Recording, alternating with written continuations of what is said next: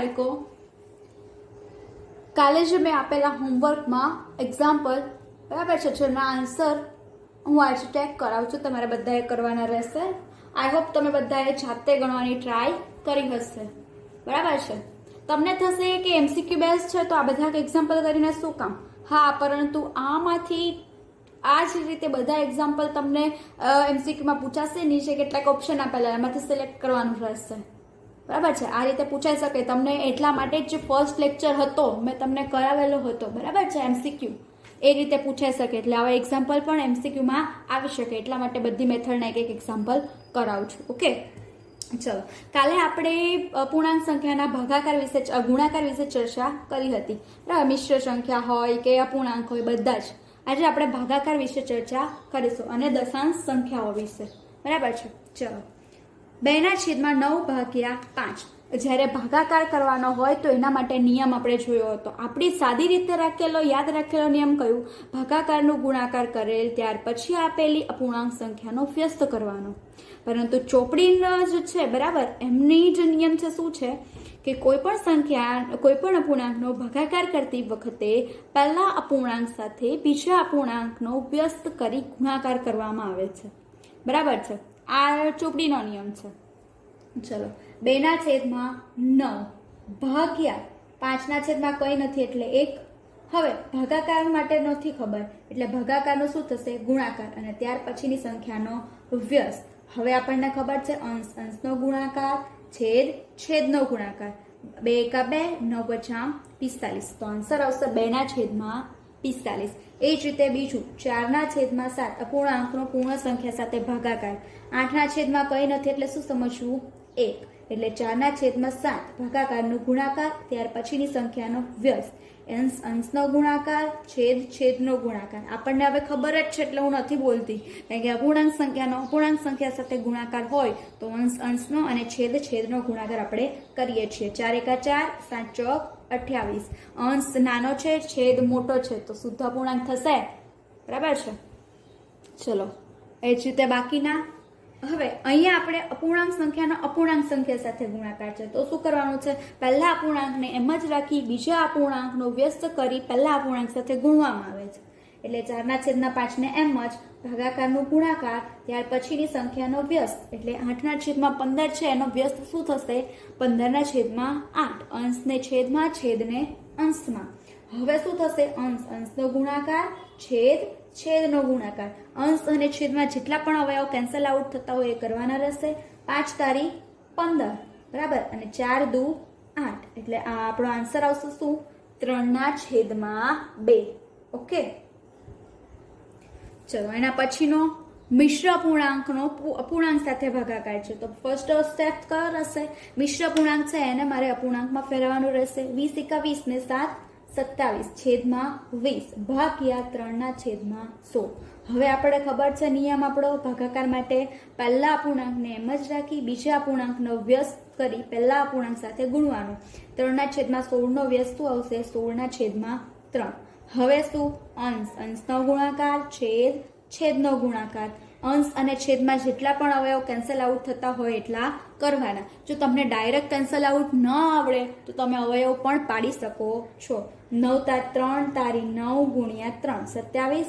અને આનો શું અવયવ પડશે? 4 × 4.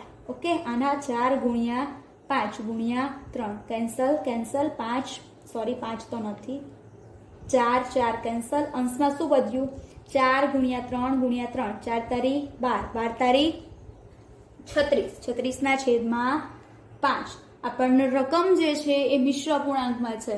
બરાબર છે. તો આન્સર પણ શેમાં લખવાનું રહેશે? મિશ્ર અપૂર્ણાંકમાં. તો શું આવશે?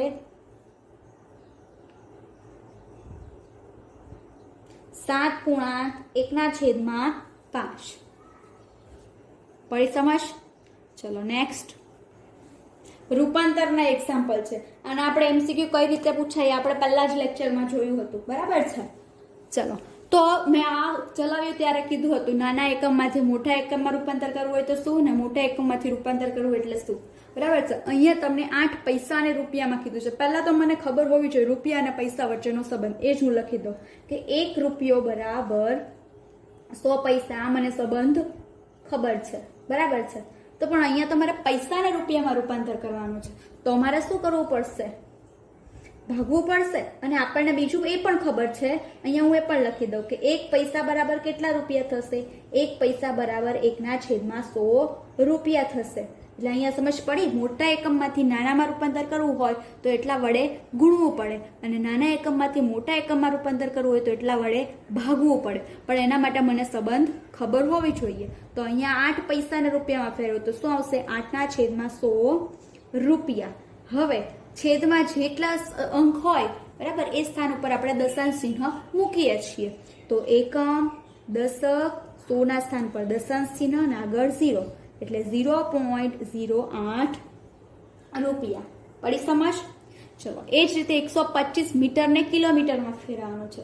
તો મને ખબર હોવી જોઈએ કે મીટર, કિલોમીટર અને મીટર વચ્ચેનો સંબંધ. હા, 1 કિલોમીટર બરાબર 1000 મીટર થશે. બરાબર. તો 1 મીટર બરાબર કેટલા કિલોમીટર થાય? 1 મીટર બરાબર 1/1000 કિલોમીટર. બરાબર. તો માટે 125 મીટર બરાબર કેટલા કિલોમીટર? તો શું આવશે? 125/1000 કિલોમીટર. છેદમાં 1000 છે, 1000 ના સ્થાન ઉપર દશાંશ ચિહ્ન મૂકી દઈએ. એકમ, દશક, 100, 1000 ના સ્થાન પર દશાંશ ચિહ્ન, આગળ કશું નથી એટલે 0. તો 0.125 કિલોમીટર. પડી સમજ?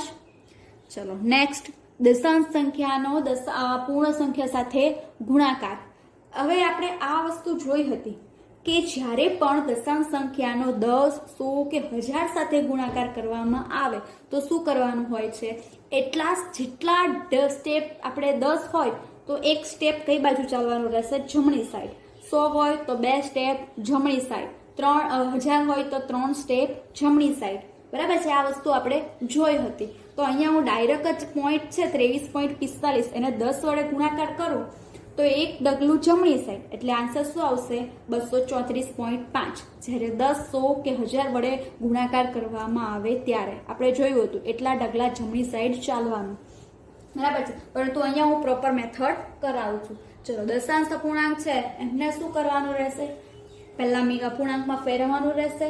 કયા સ્થાન ઉપર દશાંશ ચિહ્ન છે? એકમ, દશક, 100 ના સ્થાન ઉપર, એટલે છેદમાં 100 રહેશે ગુણ્યા.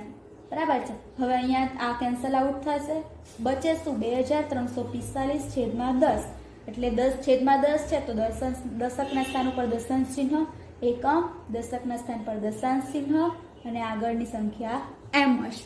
બરાબર છે? અત્યારે આપણે MCQ બેઝ છે એટલા માટે તમે આ નિયમ યાદ રાખીને પણ ડાયરેક્ટ કરી શકો છો કે જ્યારે 10, 100 કે 1000 વડે ગુણવામાં હોય કોઈ પણ દશાંશ સંખ્યાને તો એટલા ડગલા જમણી સાઈડ ચાલવાનું ગુણાકારમાં. ભાગાકાર હોય તો એટલા ડગલા ડાબી સાઈડ ચાલવાનું. બરાબર? MCQ છે એટલે તમે આ યાદ રાખી શકો તો ફટાફટ થશે. ચલો, એ જ રીતે આપણે આ મેથડથી જોઈએ. દશકના સ્થાન પર દશાંશ ચિહ્ન છે એટલે દશાંશ ચિહ્ન મારે દૂર કરવું હોય તો છેદમાં 10 વડે ગુણવું પડે. ગુણ્યા 100, 0 0 કેન્સલ.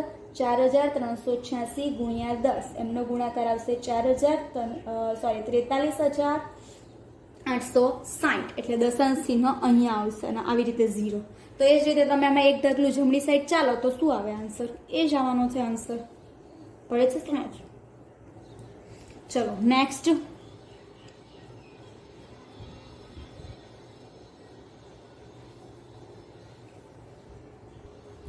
અહીંયા તો આપણે તમને થશે કે ડગલા 100 છે એટલે 2 ડગલા જમણી સાઈડ ચાલવાના છે તો 6 પછી તો કંઈ જ નથી, એક ડગલું ચાલીએ એટલે 6 પછી પોઈન્ટ મૂકીએ, પરંતુ પછી કોઈ સંખ્યા નથી તો શું મૂકવાનું રહેશે?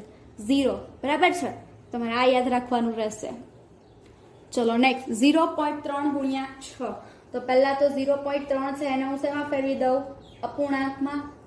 દશાંશ ચિહ્ન ક્યાં છે? દશકના સ્થાન ઉપર, 3/6 ગુણ્યા 6. અને મેં તમને જ્યારે ચેપ્ટર દશાંશ સંખ્યા ચલાવ્યું ત્યારે કીધું હતું છેદમાં 10, 100 કે 1000 હોય તો એના અવયવ પાડીને કેન્સલ કરવા નહીં. કેમ? કારણ કે આપણને દશાંશ ચિહ્ન મૂકવામાં સરળ બને. ચલો, 3 ગુણ્યા 6 છેદમાં 10, 3 6 18 છેદમાં 10. આન્સર શું આવશે? કયા સ્થાન ઉપર દશાંશ ચિહ્ન મૂકવાનું રહેશે? દશકના સ્થાન પર એકમ, દશકના સ્થાન પર દશાંશ ચિહ્ન એટલે 1.8. ઓકે. ચલો, એ જ રીતે બીજું એક્ઝામ્પલ 1.5 એને હું અપૂર્ણાંકમાં ફેરવી દઉં. 15/10 દશકના સ્થાન ઉપર દશાંશ ચિહ્ન છે માટે. બરાબર. છેદમાં 10 છે, અવયવ કેન્સલ થાય છે, પરંતુ આપણે કરવાના નથી. કેમ? કારણ કે જ્યારે આપણે અવયવ દશાંશ ચિહ્ન મૂકવામાં સરળ બને માટે. 15 ગુણ્યા 5 છેદમાં 10, 15 પચાસ 75 છેદમાં 10. દશકના સ્થાન ઉપર દશાંશ ચિહ્ન, એકમ, દશકના સ્થાન પર દશાંશ ચિહ્ન. આન્સર આવશે 7.5. ઓકે, ચલો નેક્સ્ટ. ચલો 2.3 ગુણ્યા દશાંશ સંખ્યાનો દશાંશ સંખ્યા સાથે ગુણાકાર. તો શું કરીશું?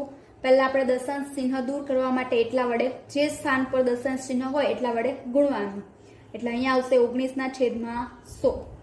અંશનો ગુણાકાર છેદમાં 10 અને 100 છે, એને આપણે કેન્સલ આઉટ કરવાના નહીં. કેમ? દશાંશ ચિહ્ન મૂકવામાં સરળ બને એટલા માટે. ચલો 23 ગુણ્યા 19 કેટલા આવશે? 23 ગુણ્યા 19 437. ઓકે, છેદમાં 1000. તો કયા સ્થાન ઉપર દશાંશ ચિહ્ન મૂકવાનું? એકમ, દશક, 100, 1000 ના સ્થાન પર દશાંશ ચિહ્ન 0.437. ચલો હવે આ તો આપણને ખબર છે, એટલા ડગલા 1000 વડે ગુણાકાર છે એટલે એટલા ડગલા જમણી સાઈડ ચાલવાનું, પરંતુ આપણે પ્રોપર મેથડ કરીએ છીએ એટલે બરાબર છે.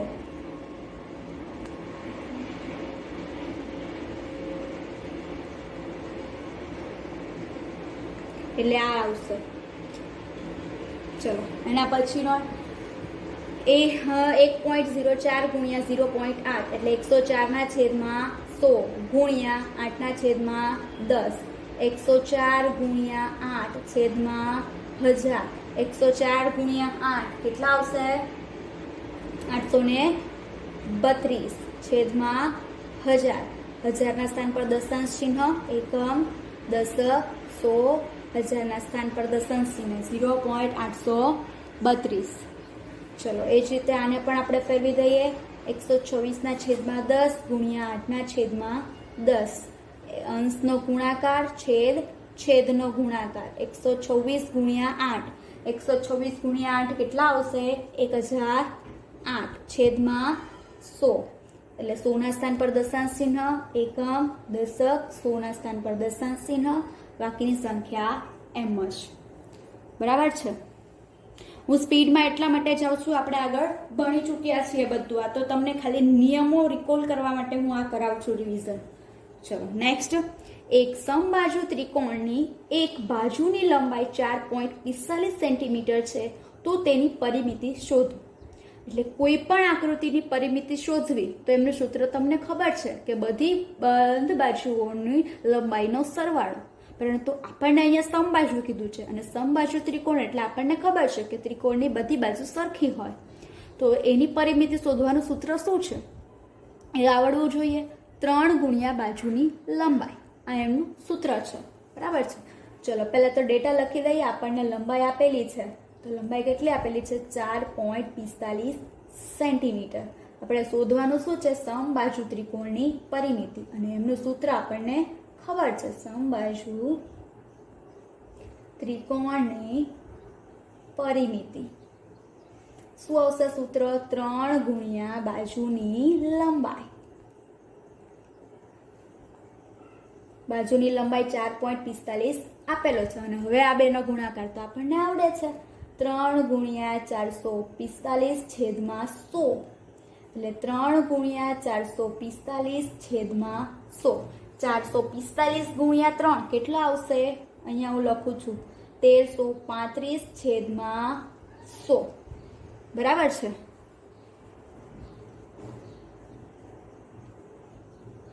તો આને આપણે દશાંશમાં ફેરવીએ તો શું આવશે? 13.35 સેન્ટીમીટર. અને જ્યારે વ્યવહારિક દાખલા હોય તો આપણે આન્સરમાં લખીએ છીએ સમબાજુ ત્રિકોણની પરિમિતિ બરાબર 13.35 સેન્ટીમીટર મળે. પરંતુ આપણે તો કેવું હોય છે? MCQ, એટલે લખવાની જરૂર નથી. તમને આ રીતે ક્વેશ્ચન પૂછાઈ શકે MCQ. આ તમને આખી રકમ આપેલી હોય અને ઓપ્શનમાં આપેલા હોય 13.35, 133.5 સેન્ટીમીટર, 1.335 સેન્ટીમીટર. આ રીતે MCQ પૂછાઈ શકે. બરાબર છે. એટલે વ્યવહારિક દાખલા કઈ રીતે પૂછાય મેં તમને જણાવ્યું છે. ચલો નેક્સ્ટ. ભાગાકાર છે. બરાબર છે દશાંશ સંખ્યાઓના. ચલો 20.5 ભાગ્યા 0.5. તો એમને શું કરવાનું રહેશે? પહેલા અપૂર્ણાંકમાં ફેરવી દઈએ. ભાગ્યા 5 ના છેદમાં 10 ભાગાકાર છે તો શું કરીએ આપણે? પહેલા અપૂર્ણાંકને એમ જ રાખી, બીજા અપૂર્ણાંકનો વ્યસ્ત કરી, સાથે પહેલા પણ ગુણવામાં આવે છે. આ 0 10 10 કેન્સલ, તો વધે શું? 205/5. તો આન્સર શું આવશે? 41. ચલો એ જ રીતે ભાગાકાર, દશાંશ સંખ્યાનો ભાગાકાર 10, 100 કે 1000 સાથે કરવાનો હોય તો આપણી શોર્ટકટ ટ્રીક કઈ છે? જ્યારે ભાગાકાર 10, 100 કે 1000 સાથે કરવાનો હોય તો આપણે એટલા ડગલા જમણી સાઈડ ખસવા, ડાબી સાઈડ ખસવાનું રહેશે. પહેલામાં આપણે જમણી સાઈડ ખસતા હતા, બરાબર છે, પરંતુ ભાગાકારમાં ડાબી સાઈડ ખસવાનું રહેશે. 10 હોય તો 1 ડગલું, 100 હોય તો 2 ડગલા, 1000 હોય તો 3 ડગલા, આ રીતે. પરંતુ આપણે અહીંયા પ્રોપર મેથડ જોઈશું. એટલે 32/10 ભાગ્યા 10/1, એટલે 32/10 ગુણ્યા 1/10, એટલે 32 ગુણ્યા 1/10 ગુણ્યા 10, 32/100. 100 ના સ્થાન પર દશાંશ ચિહ્ન, એકમ, દશક, 100 ના સ્થાન પર દશાંશ ચિહ્ન, 0.32. તો તમે અહીંયા જ જોઈ શકો છો 3.2 છે, 10 છે એટલે એક ડગલું તમારે ડાબી સાઈડ ખસવાનું રહેશે. હવે આ પોઈન્ટ પર તમે ખસેડીને અહીંયા આવો છો તો આન્સર આવી ગયું 0.32. ઓકે, ચલો એ જ રીતે 100 સાથે ગુણાકાર છે. તો હવે પ્રોપર મેથડ હું નથી કરતી, MCQ બેઝ છે એટલા માટે હું ડાયરેક્ટ આન્સર લખું છું.